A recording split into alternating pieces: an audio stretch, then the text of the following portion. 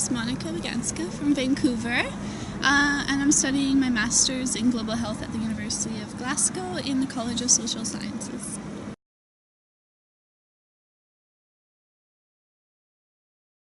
So I'm going to be looking at the benefits of outdoor activity on prisoners at Castle Henley, Open Estate Prison near Dundee.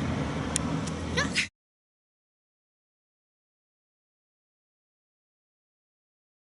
Well, I know there's talks right now about putting mental health units inside of prisons, so it would be great for them to look at my research as evidence for them to bring in sort of more holistic approach to healing into those treatment centres.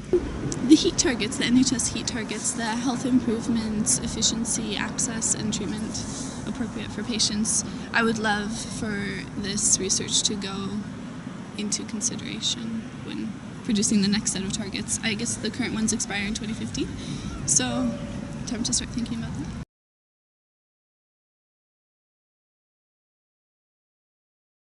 Sort of the first big studies were in 1991, Hartig and Al and Ulrich and Al. So they basically took people out into green space, sort of very wild environments, and they took physiological data, and they found, among other things, for example, blood pressure was lowered. At the same time, they did these qualitative studies, so they took people's overall happiness. There's a scale. They took all sorts of verbal calculations, I suppose, just basically people's perceptions, and then they all matched up. It was found that it reduced stress, reduced healing time. There's all sorts of benefits. Actually, in the UK, there's a really big movement for prison gardens, which was where I was originally going to do my research.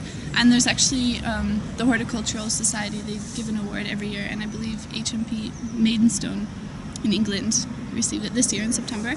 And they do everything from composting their food scraps to growing their vegetables, and there's so many reports on how they perceive the benefits. So it can be good for the infrastructure of the prison as well as for the well-being. Absolutely, yeah. So it's win-win, and when I say holistic, I don't mean like brewing your roots of herbs and stuff like that, not how people think. It's more of a full-body approach to healing, and I think the fact that green space is so available if you look around us, and the benefits are irrefutable, so I don't really see why it's not in our policy already.